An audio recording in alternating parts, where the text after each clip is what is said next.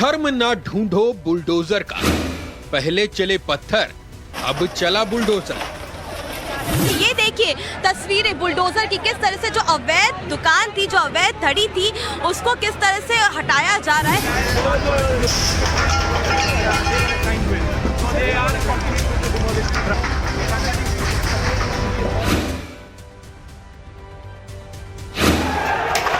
जहांगीरपुरी में जहां दंगा वहां एक्शन।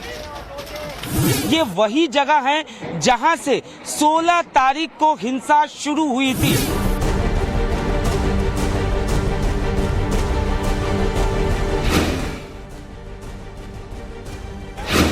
न धर्म, न मजहब, न मंदिर, न मस्जिद। मस्जिद के नीचे जो दुकानें हैं, जो अवैध निर्माण है, वहां पर इस वक्त बुलडोजर जो है काम कर रहा है।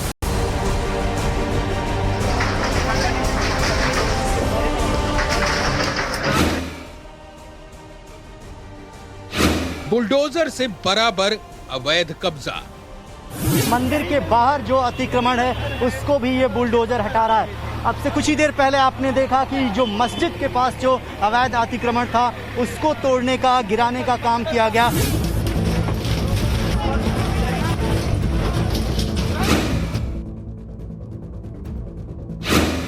बुलडोजर एक्शन पर फिर क्यों सियासी टेंशन?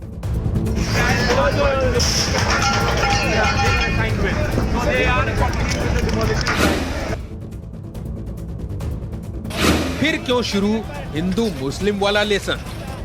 ओवैसी भले ही इस पूरी कार्रवाई को कोई रंग देने की कोशिश करे, लेकिन ये तस्वीर अपने आप में ये बताती है कि एमसीडी की ये कार्रवाई अवैध तरीके से कब्जे की हुई जगहों पर थी। धर्म न ढूंढो बुलडोजर का।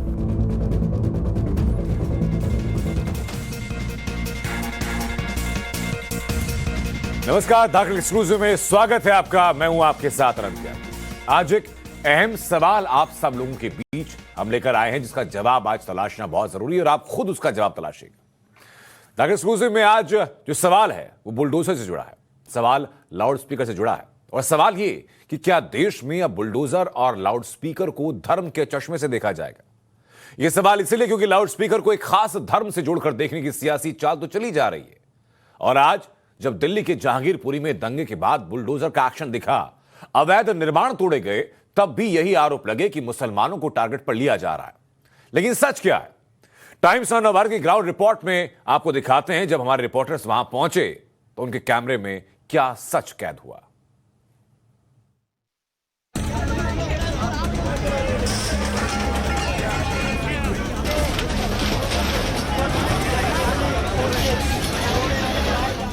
दिल्ली में हिंसा वाली जगह जहांगीरपुरी में बुलडोजर चलने की तस्वीरें पूरा देश सुबह से टीवी स्क्रीन पर देख रहा है। लेकिन इस दौरान लोगों ने क्या वो आवाजें भी ठीक से सुनी जो बुलडोजर एक्शन के बाद सियासी गलियारे से सुनाई देने लगी? इन चार नेताओं को ठीक से देखिए। पहले हैं अमानतुल्लाह खान, आम आदमी पार्टी के विधायक। दूसरे हैं राघव चड्ढा, आम आदमी पार्टी के राज्यसभा सांसद। तीसरे हैं असदुद्दीन ओवैसी, एआईएमआईएम के अध्यक्ष। और चौथे हैं तारिक अनवर, कांग्रेस पार्टी के बड़े नेता। इन चारों ने बुलडोजर एक्शन पर कमोवेश एक जैसा सुर अलापा। सुर धर्म विशेष का, राग हिंदू मुस्लिम का। इन लोगों ने क्या कहा, एक एक लाइन में पहले वो सुनिए, फिर इसके बाद इनके आरोपों की पड़ताल करेंगे। अमानतुल्लाह खान ने कहा कि बुलडोजर चलाकर एक खास समुदाय को प्रताड़ित किया गया। ओवैसी ने कहा गरीब मुसलमानों को सजा दी क्योंकि उन्होंने जिंदा रहने की हिम्मत दिखाई। तारिक अनवर ने आरोप लगाया कि एक धर्म विशेष को टारगेट करने की कोशिश की गई। और राघव चड्ढा ने कह दिया कि बीजेपी मुख्यालय पर बुलडोजर चलाएंगे तो दंगे रुक जाएंगे। बुलडोजर चलेगा अंसार पर, अहमद पर। बुलडोजर नहीं चलेगा अर्जुन पर और अजय पर। यह फर्क है। ये सीधे सीधे एक समुदाय विशेष को एक प्रकार से उनको डराने का, खौफजदा करने के लिए कार्रवाई हो रही है। अब समझने वाली बात यह है कि इन नेताओं ने जहांगीरपुरी में बुलडोजर एक्शन पर एक धर्म विशेष को टारगेट करने के जो गंभीर आरोप लगाए हैं, उसमें कितनी सच्चाई है। तो जवाब के लिए शुरुआत तस्वीरों से करते हैं। दिल्ली के जहांगीरपुरी में मस्जिद की दीवार से लगे अवैध कब्जे को तोड़ा गया। बुलडोजर ने यहां की दुकान और बाउंड्री वॉल को ध्वस्त कर दिया। ये वही जगह है जहां से 16 तारीख को हिंसा शुरू हुई थी और उसी जगह पर एमसीडी के बुलडोजर जो है वो इस वक्त काम करते हुए दिख रहे हैं। जो दुकानें थी, जो बाहर इंक्रोचमेंट था, उसे हटाए जाने का काम किया जा रहा है। इस बाबत जो है वहाँ पे काफी तादाद में पुलिस बल भी तैनात है, मीडिया कर्मी भी वहाँ मौजूद है और निश्चित तौर पर ये तस्वीरें जो है वो दिखा रही हैं कि किस तरीके से एमसीडी जो है वो जो अवैध निर्माण है उस पर पूरी तरीके से एक्शन मोड पर है। लेकिन जिस वक्त ये एक्शन हो रहा था उस वक्त यहीं पर मौजूद कुछ लोगों ने कहा कि काम बिल्कुल ठीक हुआ है, अब यहाँ का संकरा रास्ता चौड़ा हो गया। साफ सफाई होगी, अब सही रहेगा। आपने भी हटा दिया सब हमारा नहीं था, आपका नहीं था, लेकिन आपको नाराजगी रहती थी इस तरीके से? पड़ोसी हैं सब करते हैं यहाँ। यहाँ से अवैध तरीके से जो कब्जा था उससे नाराजगी होती थी? न नाराजगी क्या, बस साफ सफाई हो जाएगी और क्या है। इसके बाद 9 में से एक बुलडोजर उस जूस कॉर्नर की ओर भी घूमा जिस पर भगवान शंकर की फोटो लगी थी, जिसे पता चल रहा था कि यह अवैध निर्माण किसी हिंदू ने कर रखा था। बुलडोजर ने उसे भी ध्वस्त कर दिया। ये तस्वीर अपने आप में ये बताती है कि एमसीडी की ये कार्रवाई अवैध तरीके से कब्जे की हुई जगहों पर थी, ना कि किसी विशेष वर्ग के ऊपर। और आपको भगवान जी की पड़ी हुई एक तस्वीर में और दिखाऊंगा। सामने आप भोले शंकर की एक तस्वीर पड़ी हुई देखेंगे जो अब नीचे गिर चुकी है, और ये जूस की दुकान है। और ये जामा मस्जिद जहाँ पे पूरी ये हिंसा हुई उससे चंद कदमों की दूरी पर चौराहे पर मौजूद ये दुकान है, तो इस पर भी ये कार्रवाई की गई। अगर इन तस्वीरों को देखने के बाद भी नेताओं को ये लगता है कि कार्रवाई एक तरफा हुई है, तो ग्राउंड जीरो से टाइम्स नाउ नवभारत की एक और रिपोर्ट दिखाते हैं। हनुमान जयंती पर जहांगीरपुरी के जिस मंदिर से शोभा यात्रा निकाली गई थी, उस मंदिर से लगे अवैध निर्माण पर भी बुलडोजर खूब चला। ये मंदिर है और यहीं से वो शोभा यात्रा उस दिन आगे बढ़ी थी, और मंदिर के बाहर जो अतिक्रमण है उसको भी ये बुलडोजर हटा रहा है। आप तस्वीरों में देखिए किस तरीके से जो बाहर टीन शेड लगाए गए थे उनको यहाँ पर बुलडोजर ने तोड़ा है। तो एक एक करके कार्रवाई की जा रही है। जितने भी अवैध अतिक्रमण हैं, जो इलीगल कंस्ट्रक्शन किए गए हैं, उनको एमसीडी के द्वारा यहाँ पर तोड़ा जा रहा है। अगर इसके बाद भी ऐसे नेताओं को तसल्ली नहीं हुई तो उस व्यक्ति की बात भी सुना देते हैं जिसकी दुकान पर सबसे पहले बुलडोजर कार्रवाई हुई। जानते हैं उसका नाम क्या है? नाम है रमन झा, यानी एक हिंदू। और कितने साल से यहाँ पर दुकान थी उनकी? तो इसका जवाब है करीब 35 साल से। 85-86 में हम दुकान खोले। ओवैसी जो है इस पूरी कार्रवाई को सियासत के चश्मे से देख रहे हैं और कह रहे हैं कि एक विशेष वर्ग के खिलाफ कार्रवाई। नहीं, ऐसी कोई बात नहीं है। जहाँ तो हिंदू मुस्लिम एकदम बिल्कुल सब एक जैसे हैं, भाईचारा की तरह रहते हैं। रमन झा की बातें उन नेताओं को करारा जवाब हैं जो बुलडोजर की कार्रवाई को हिंदू मुस्लिम से जोड़कर सियासत कर रहे हैं, जो बुलडोजर एक्शन को धर्म के चश्मे से देखकर मुस्लिम वोट बैंक वाली सियासी रोटी सेक रहे हैं, जिन्होंने एक बार भी ये नहीं कहा कि शोभा यात्रा पर पत्थर चलाना गलत था, लेकिन जिन्होंने बुलडोजर के गरजने के बाद ये तक कह दिया कि बुलडोजर से मकान नहीं संविधान को तोड़ा गया। इसीलिए हम कहने को मजबूर हैं कि रंग न देखो एक्शन का, धर्म न पूछो बुलडोजर। दिल्ली के जहांगीरपुरी से अनुज मिश्रा, प्रेरित कुमार, रविकांत राय और पुलकित नागर के साथ bureau report, times now Navbharat. Delhi के जहांगीरपुरी में बुलडोजर एक्शन में आया तो बीजेपी और आम आदमी पार्टी के बीच जुबानी तर्क वितर्क ज्यादा जोरदार होने लगे। वहां पलटवार शुरू हो गया। रोहिंग्या को किसने बसाया, इस बात को लेकर बहस जारी हो गई, और इसी बहस को आगे बढ़ते हुए देखकर यह रिपोर्ट जरा आप देखिए। धर्म की आड़ में जमीन पे इलीगल कब्जा तो नहीं करा सकते। क्या आम आदमी पार्टी ने रोहिंग्याज को ओखला से लेके जहांगीरपुरी तक जमीन पर इलीगल कब्जे नहीं करवाए? ये एक बड़ा प्रश्न है और इसकी जांच होनी चाहिए, कड़ी जांच होनी चाहिए, निष्पक्ष जांच होनी चाहिए। देश में ये गुंडई, ये लफंगई बंद करनी है तो इसका सबसे सरल और सबसे बढ़िया तरीका है बीजेपी के हेडक्वार्टर पे बुलडोजर चला दो। भारतीय जनता पार्टी के हेडक्वार्टर पे बुलडोजर चला दो, लफंगों के हेडक्वार्टर पे बुलडोजर चल जाएगा अपने आप। जितना गुंडई हो रही है देश में उसके हेडक्वार्टर पे अपने आप बुलडोजर चल जाएगा। हालांकि बुलडोजर पर आम आदमी पार्टी बनाम बीजेपी की लड़ाई दिल्ली की सियासत को ध्यान में रखते हुए हो रही थी, तो कांग्रेस और बीजेपी की लड़ाई भी इसी बीच लगातार जारी थी। वो लड़ाई क्या थी, ये आपको करके दिखाते हैं किस नेता ने क्या बयान दिया। ये जरा नेताओं के बयान देखिए। राहुल गांधी कहते हैं कि बुलडोजर से संविधान भी ध्वस्त हुआ, सिर्फ मकान ध्वस्त नहीं हुए। तो जीवीएल नरसिम्हा जो कि बीजेपी के नेता, वो कहते हैं कि जेसीबी का मतलब है जिहाद कंट्रोल बोर्ड। ये एक नई डेफिनेशन जेसीबी की जीवीएल नरसिम्हा ने दे दी और इस डेफिनेशन को लेकर भी कई विवाद सामने आए। दिल्ली के जहांगीरपुरी में हुई हिंसा पर टाइम्स नाउ नवभारत आपको लगातार विश्वसनीय रिपोर्टिंग दिखा रहा है। कल हमने आपको इसी हिंसा से जुड़ा एक वीडियो भी दिखाया था, जिसमें तिरंगे पर भी उपद्रवी पथराव लगातार कर रहे थे, जो ऐसा करते वक्त राष्ट्र धर्म तक भूल गए थे। आन बान शान के प्रतीक उसी तिरंगे की पत्थरबाजी से क्या हालत हुई, यह तस्वीर भी हमने कैमरे में रिकॉर्ड की।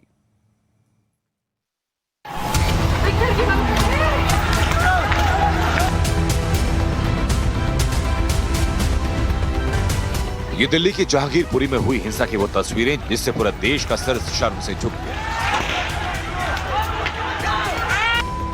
वीडियो में साफ दिखाई पड़ रहा है कि जिस तिरंगे को देखकर हर हिंदुस्तानी का सीना गर्व से चौड़ा होता है, जिस तिरंगे में लिपटकर आखिरी बार घर आने की हसरत देश के हर सैनिक की होती है, उसी तिरंगे को पत्थर मार मार कर हिंदुस्तान का दिल छलनी किया गया। इस पत्थरबाजी में देश की आन बान शान तिरंगे की क्या हालत हुई, टाइम्स नाउ नवभारत ने वो तस्वीर के बाद कैमरे में रिकॉर्ड की। केसरिया रंग को जिसको संपन्नता का एक प्रतीक माना जाता है, साहस का प्रतीक माना जाता है, वो देखिए आज इस किस कदर घायल हो रखी है। उसमें कांच की बोतलों के निशान आपको नजर आ जाएंगे, किस तरह से वो पूरी तरह से अब बोतल थी, पत्थर थे, उनके आने के कारण फट चुका है। आपको साफ तौर पे इस पे मैं अगर दिखाने की कोशिश करूं तो ये पत्थरों के निशान आपको नजर आ जाएंगे। जगह जगह से जो तिरंगा फट चुका है, एक समझिए आपकी वो किस कदर घायल किया है। और इसमें सबसे बड़ा सवाल इस चीज को लेकर ये आता है कि आखिर में कोई भी पक्ष लड़ रहा हो, लेकिन इस पर पत्थर फेंकने वाले, इस पर कांच की बोतल फेंकने वाले लोग कौन हैं? वैसे इस हिंसा के बाद पुलिस की कार्रवाई में गजब की तेजी देखने को मिली। जहांगीरपुरी हिंसा में आरोपियों को हथियार मुहैया कराने वाला आरोपी गुलाम रसूल उर्फ गुल्ली दिल्ली पुलिस की हिरासत में है। टाइम्स नाउ नवभारत के पास गुलाम रसूल के खिलाफ दिल्ली पुलिस की तरफ से तैयार की गई डॉजर की कॉपी यानी क्राइम की कुंडली है। टाइम्स नाउ नवभारत के पास दूसरे आरोपी सलीम उर्फ चिकना का डॉजर भी है। सलीम चिकना पर शोभा यात्रा के दौरान हिंसा फैलाने का आरोप है। शोभा यात्रा में हिंसा करने के अलावा गुल्ली पर यह भी आरोप कि उसी ने असलम और सोनू चिकना को पिस्टल सप्लाई की। गुल्ली पहले मजदूरी करता था, गलत संगत के चलते घरों में चोरी की वारदातों में शामिल हो गया, बंद घरों के ताले तोड़ने लगा। गुल्ली के खिलाफ 2017 और 2020 में घरों के लॉक तोड़कर चोरी करने के आरोप हैं। तो वहीं सलीम उर्फ चिकना की क्राइम कुंडली बताती है कि वो जहांगीरपुरी में हिंसा की सबसे ज्यादा एक्टिविटीज में शामिल था। इसी के भाई सोनू चिकना ने हिंसा के दौरान फायरिंग की। वो वीडियो भी टाइम्स नाउ नवभारत ने सबसे पहले आपको दिखाई।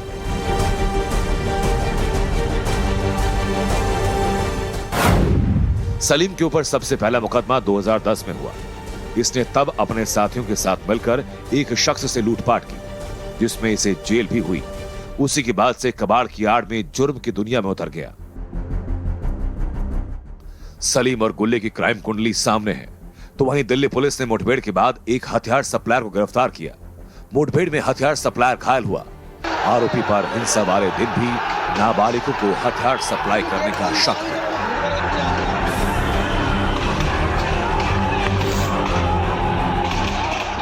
दिल्ली पुलिस के सूत्रों से पता चला कि इस हथियार सप्लायर पर पहले से ही 60 मामले दर्ज हैं और जहांगीरपुरी की हिंसा के मद्देनजर आरोपी से पूछताछ लगातार जारी है। दिल्ली से वरुण भसीन के साथ bureau report, times now Navbharat.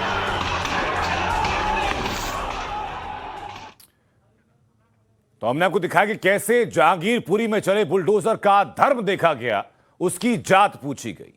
जात लाउडस्पीकर की भी लगातार पूछी जा रही है और लाउडस्पीकर पर विवाद उत्तर प्रदेश से लेकर के महाराष्ट्र तक लगातार गर्माता जा रहा है। लेकिन हकीकत क्या है इसके पीछे की, यह जानना आपके लिए बहुत जरूरी है और इसी हकीकत को बयां करती हुई ये रिपोर्ट जरा देखिए।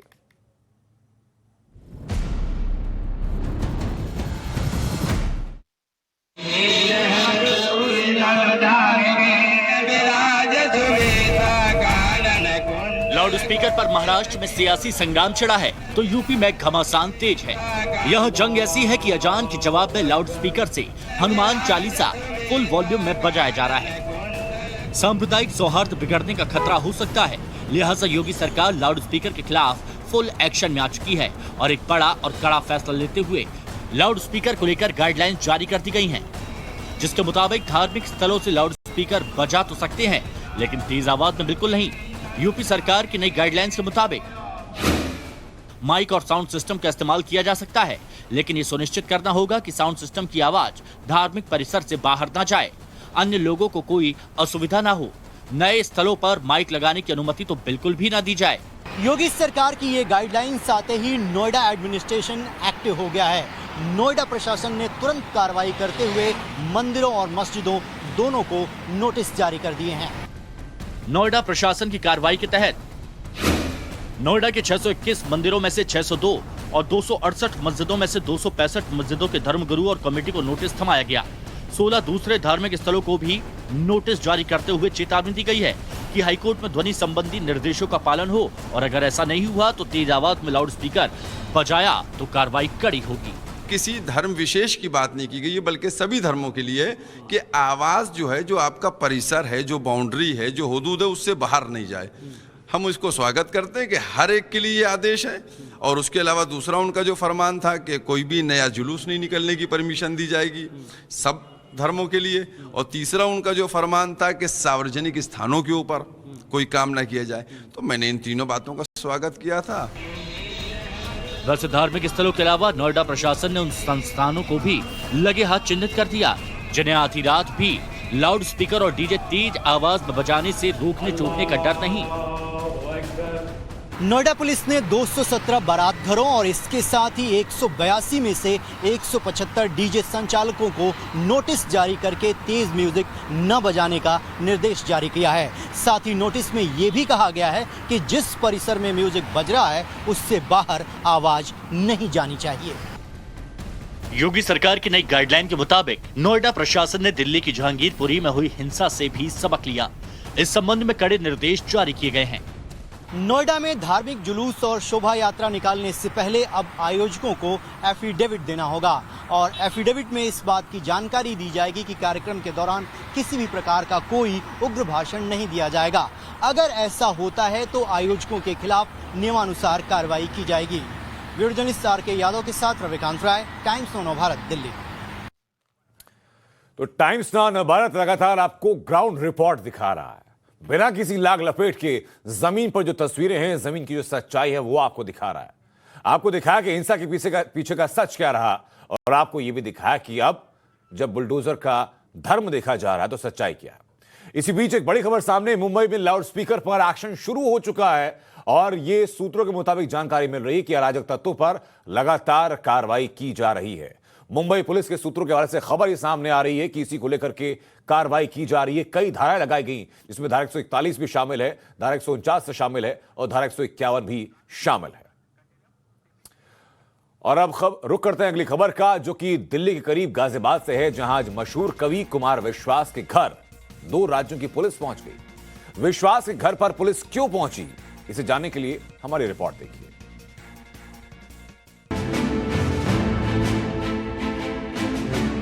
कुमार विश्वास के घर क्यों पहुंची पंजाब की पुलिस? कविराज को पंजाब के थाने में हाजिरी का नोटिस क्यों? क्या केजरीवाल के खिलाफ बयान कुमार को महंगा पड़ा? कवि कुमार विश्वास ने पंजाब चुनाव के वक्त दिल्ली के सीएम और आम आदमी पार्टी के सर्वेसर्वा अरविंद केजरीवाल पर विस्फोटक बयान क्या दिया? अब उन्हें जवाब में पंजाब पुलिस का नोटिस मिल गया। सुबह करीब 8:39 पर विश्वास ने ट्विटर पर लिखा, सुबह सुबह पंजाब पुलिस द्वार पर पधारी है।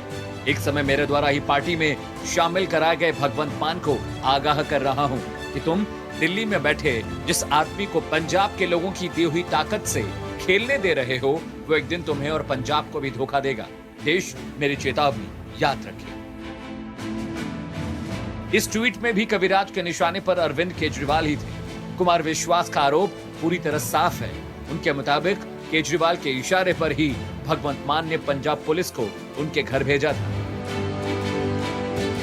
दोपहर करीब 1 बजे विश्वास ने एक और ट्वीट किया, जिसमें उन्होंने लिखा, समय की आहटें सुनिए और निश्चित रहिए, जो मैं राम तकुल सहित कहीं ही दसानन आए।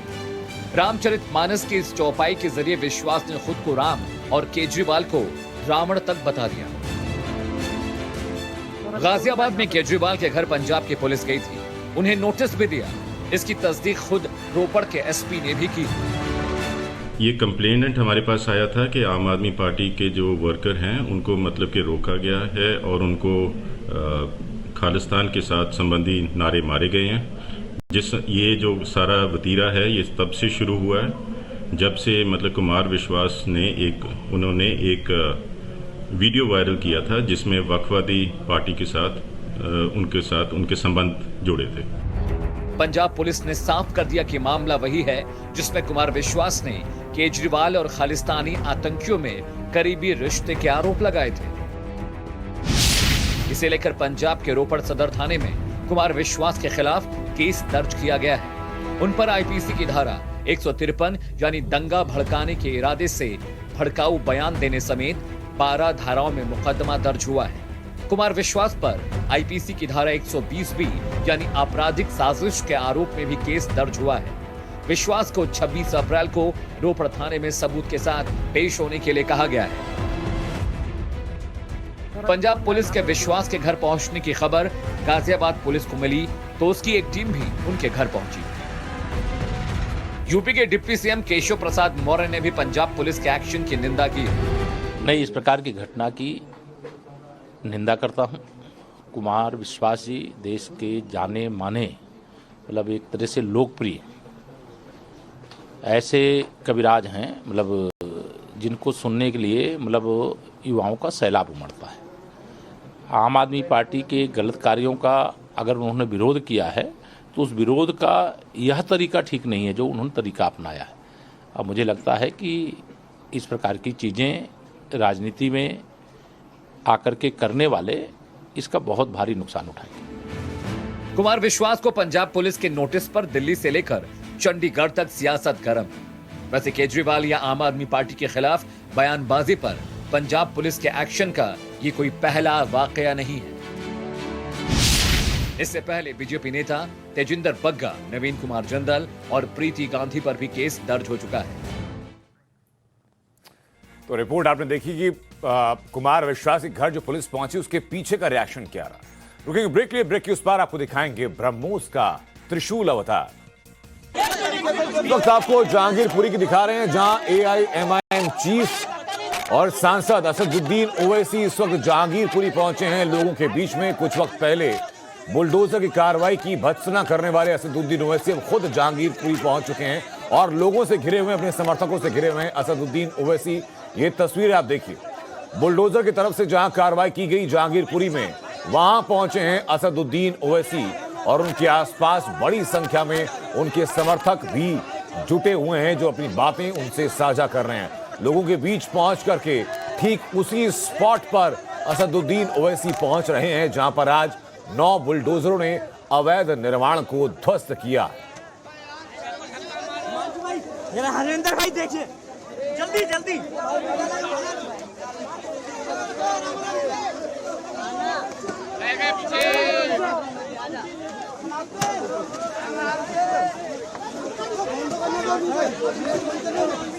जहांगीरपुरी हिंसा के बाद अलग अलग राजनीतिक प्रतिक्रियाएं सामने आई थी और खासतौर पर तब कि जब वहां जो आरोपी थे उनके ऊपर कानून का शिकंजा कसा गया।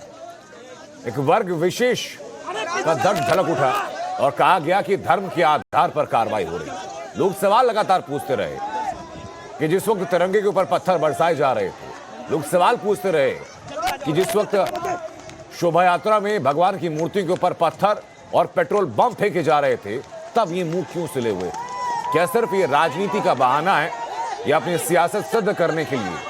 सही हो या गलत हो, एजेंडे को सूट करने वाली चीजों के साथ राजनेता खड़े हुए नजर आएंगे। ये तमाम वो सवाल जिनके ऊपर स्पष्टीकरण तमाम उन नेताओं को देना चाहिए जो ऐसी हिंसक घटनाओं को धर्म या जाति के चश्मे से देखते हैं।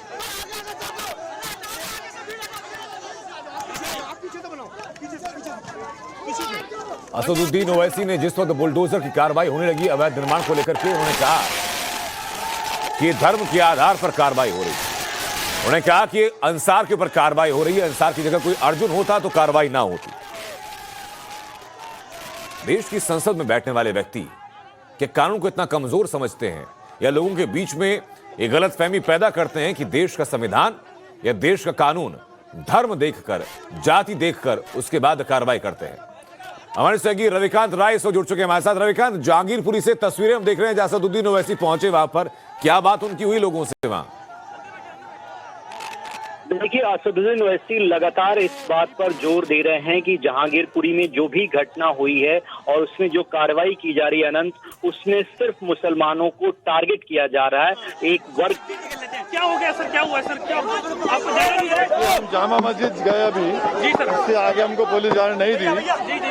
जो आज जो तुर्कमान गेट 2022 हुआ जी जी, जो सरासर जुल्म है, विजिलेंटी जस्टिस के मिसाल है जी, और बगैर नोटिस दिए इन लोगों को तोड़ना, बीजेपी का और आप सरकार का है, कंडेम करता हूं। और सुप्रीम कोर्ट का टाइमली स्टेटस को है, वरना तो बर्बाद हो गया। अभी तो कितने दुकानों को तोड़ दिया आपने। सवाल ये पैदा होता है कि 6-7 साल से आपकी सरकार है जी, जब तक आपने क्यों नहीं तोड़ा, नोटिस क्यों नहीं दिया?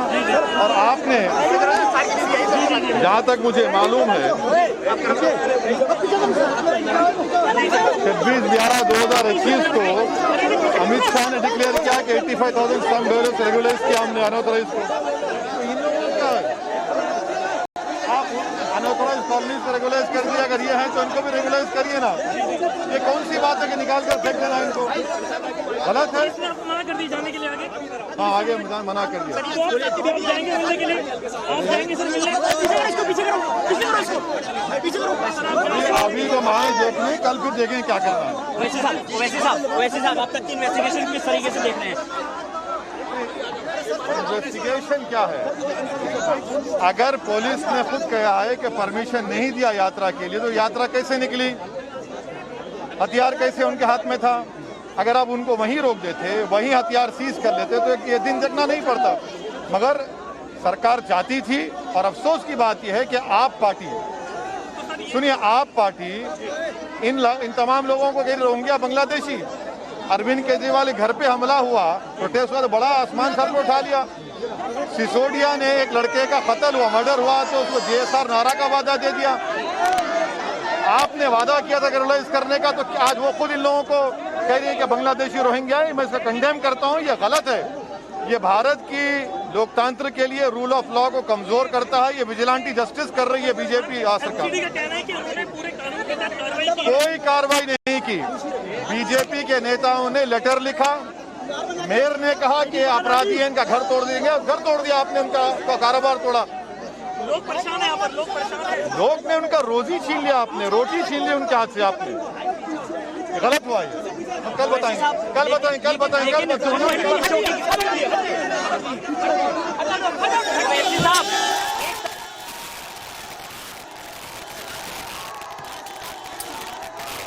तो असदुद्दीन ओवैसी ने मीडिया से बात करते हुए जो बातें कही वो आपने बखूबी सुनी है। आपको 2 तस्वीरें दिखा रहे हैं दिन में जिस जगह पर बुलडोजर चला। और आपको बता दें कि ये जो जूस की दुकान तोड़ी जा रही है, यहां धर्म का जिक्र करना जरूरी है। वो इसलिए जरूरी है ताकि लोगों के मन में जो गलतफहमी बैठी हुई है वो कम से कम साफ हो सके। जो जानकारी मिली उसके मुताबिक ये जो जूस की दुकान तोड़ी जा रही है, जो आपको पहली तस्वीर में दिख रही है, ये एक ऐसे व्यक्ति की है जो कि हिंदू धर्म को मानता है। तो जो लोग ये प्रोपागेंडा फैलाने की कोशिश कर रहे हैं कि सिर्फ एक धर्म विशेष के लोगों पर या सिर्फ मुसलमानों के ऊपर एक कार्रवाई की गई, उनके लिए आंख खोलने वाली तस्वीरें। और असदुद्दीन ओवैसी को इस तस्वीर का जिक्र भी करना चाहिए। असदुद्दीन ओवैसी जहांगीरपुरी में पहुंचे और कह रहे हैं कि सुप्रीम कोर्ट ने वक्त रहते रोक लिया, वरना ना जाने कितना हंगामा यहां हो जाता।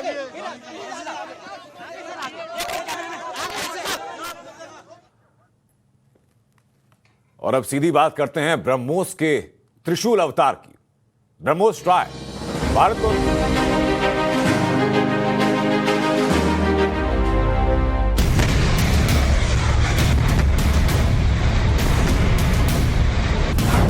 ब्रह्मोस का त्रिशूल अवतार, दुश्मनों की खैर नहीं क्योंकि आ गया ब्रह्मोस।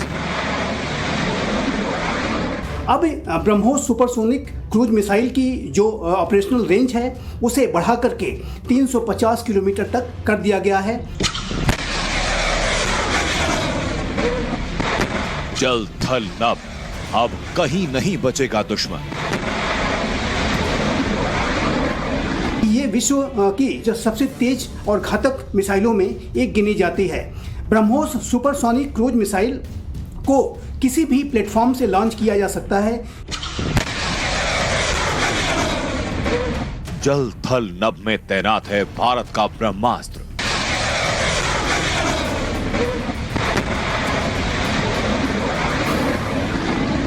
अब आवाज की दोगुनी रफ्तार से होगा दुश्मन पर वार।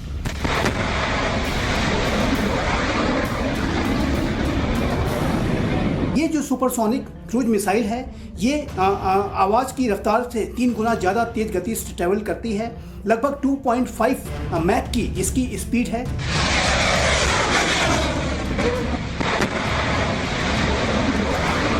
रडार को चकमा देने वाला भारत का विध्वंसक हथियार।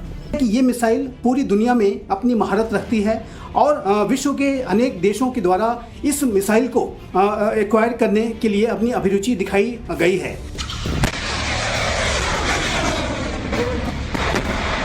भारत की शक्ति जिससे डरता है चीन, घबराता है Pakistan. BrahMos supersonic cruise missile Bharat और रशिया के द्वारा संयुक्त रूप से विकसित की गई है और वर्तमान समय में ब्रह्मोस सुपरसोनिक क्रूज मिसाइल को भारत के सुखोई विमानों के द्वारा इसे लॉन्च किया जा रहा है। ब्रह्मोस का त्रिशूल अवतार।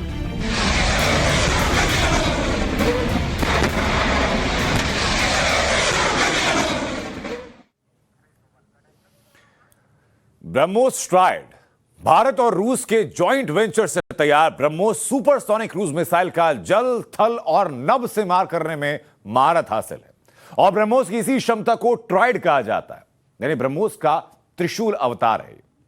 ब्रह्मोस के त्रिशूल अवतार से दुश्मनों के लिए काल है तो भारत के लिए अवतार सर्वशक्तिमान है।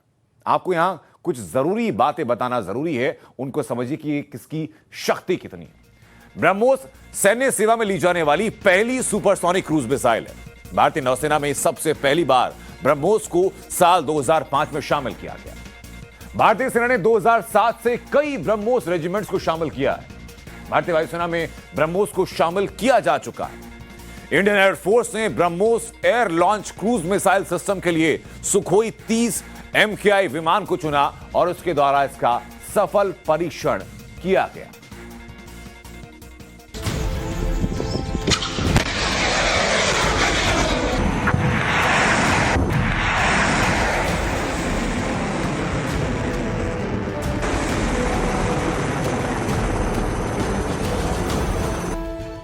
अप्रैल 2022 भारतीय वायुसेना ने देश की पूर्वी समुद्री इलाके में सुखोई 30 MKI से ब्रह्मोस सुपरसोनिक क्रूज मिसाइल के एयर वर्जन का सफल परीक्षण किया।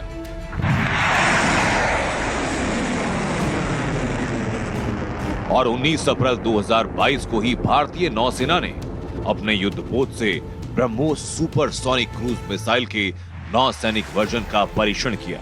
पिछले महीने DRDO ने अंडमान निकोबार द्वीप समूह पर जमीन से जमीन पर मार करने वाली ब्रह्मोस का सफल परीक्षण किया। यानी अब दुश्मन जमीन पर हो, आसमान में हो या फिर समंदर में, भारत का ब्रह्मास्त्र उसकी कब्र वहीं बना देगा जहां वो दुश्मन है। ये है हिंदुस्तान की ब्रह्मोस सुपरसोनिक क्रूज मिसाइल की ट्राइड शक्ति। ब्रह्मोस सुपरसोनिक क्रूज मिसाइल को किसी भी प्लेटफॉर्म से लॉन्च किया जा सकता है, चाहे वो एयर हो, लैंड हो, सी हो, सबमरीन हो, सभी से इसको लॉन्च किया जा सकता है। और जाहिर है कि ये मिसाइल पूरी दुनिया में अपनी महारत रखती है और विश्व के अनेक देशों के द्वारा इस मिसाइल को एक्वायर करने के लिए अपनी अभिरुचि दिखाई गई है। भारत ने ब्रह्मोस सुपरसोनिक मिसाइल का टेस्ट किया। ब्रह्मोस दुनिया की बेहतरीन मिसाइल में से एक है। क्या खासियत है इसकी? ब्रह्मोस सुपरसोनिक क्रूज मिसाइल तमाम तरह की खासियत से लेस मिसाइल है। तेज गति से आक्रमण करने के मामले में दुनिया की कोई भी मिसाइल इसकी बराबरी नहीं कर सकती। आप अपने टीवी स्क्रीन पर जो युद्धपोत देख रहे हैं, इसे ब्रह्मोस ने मारा। शिप में जिस तरह ब्रह्मोस ने आक्रमण किया, उसकी मारक क्षमता का अंदाजा लगाया जा सकता है। 3000 किलोमीटर प्रति घंटे की रफ्तार से शिप पर ब्रह्मोस ने हमला किया। ब्रह्मोस एक क्रूज मिसाइल जो बिना पायलट के चलने वाले किसी लड़ाकू विमान की तरह होती है। ये जमीन के सतह के काफी करीब उड़ती है, जिससे दुश्मनों के रडार इसे पकड़ नहीं पाते। अब आपको बताते हैं कि ब्रह्मोस को भारत का ब्रह्मास्त्र क्यों कहते हैं, क्यों पाकिस्तान और चीन को भारत के इस हथियार से डर लगता है। वजह सीधी है। ब्रह्मोस सुपरसोनिक क्रूज मिसाइल की रेंज 290 किलोमीटर है, स्पीड 4321 किलोमीटर प्रति घंटा, फ्लाइट ऑल्टीट्यूड 5 से 15 मीटर, वॉर हेड ले जाने की क्षमता 200 से 300 किलो, ब्रह्मोस की लंबाई 9000 मिलीमीटर और वजन 3000 किलोग्राम। इन खासियतों को जानने के बाद आप सोच सकते हैं कि भारतीय सेना के पास ब्रह्मोस है तो वो कितनी शक्तिशाली है। ब्रह्मोस सुपरसोनिक क्रूज मिसाइल के एडवांस वर्जन का सफल परीक्षण किया है। अब ब्रह्मोस सुपरसोनिक क्रूज मिसाइल की जो ऑपरेशनल रेंज है उसे बढ़ा करके 350 किलोमीटर तक कर दिया गया है। पहले इसकी जो ऑपरेशनल रेंज 290 किलोमीटर तक की थी। अब दुश्मन पर जल थल नभ से वार करेगी ब्रह्मोस। इससे भारत की तीनों सेनाओं की ताकत में कितना इजाफा होगा। भारत के वैज्ञानिकों ने ब्रह्मोस मिसाइल को सुखोई 30 MKI लड़ाकू विमान से लॉन्च करने की क्षमता हासिल की। ब्रह्मोस का वजन 3 टन और ये मिसाइल सुखोई फाइटर एयरक्राफ्ट में डिप्लॉय होने वाली सबसे भारी हथियारों में शुमार है। भारतीय वायुसेना और नौसेना की इस सफलता पर चीन और पाकिस्तान चिंता में है, क्योंकि वो भारत के ब्रह्मास्त्र ब्रह्मोस की शक्ति से भली भांति परिचित है। दुश्मनों को मालूम है कि भारत ब्रह्मोस मिसाइल को अब हवा, समुद्र और धरती तीनों जगह से लॉन्च कर सकता है। चीन पाकिस्तान चिंतित इसलिए कि सफलता के साथ दुनिया के उस शक्तिशाली क्लब में भारत शामिल हो चुका है जिसके पास ड्रॉयड शक्ति है। ये जो मिसाइल है पूरे विश्व में अपनी महारत साबित कर चुकी है और वर्तमान समय में भारत की ये जो मिसाइल की जो ताकत है, जो मिसाइल की शक्ति है, उसका एक प्रमुख आधार बनकर के ब्रह्मोस सुपरसोनिक क्रूज मिसाइल उभरी है और इसको लगातार इसके एडवांस वर्जन्स को विकसित किया जा रहा है। और ये जो लेटेस्ट जो टेस्ट है, ये supersonic BrahMos supersonic cruise missile का सबसे अधिक एडवांस वर्जन है। तो ये भारत के उस ब्रह्मास्त्र का ट्रेलर है जिससे कि चीन और पाकिस्तान अब थर्राते हुए नजर आएंगे। तो थोड़ी सी ब्रेक लिया, बने रहिए टाइम्स नाउ भारत के साथ।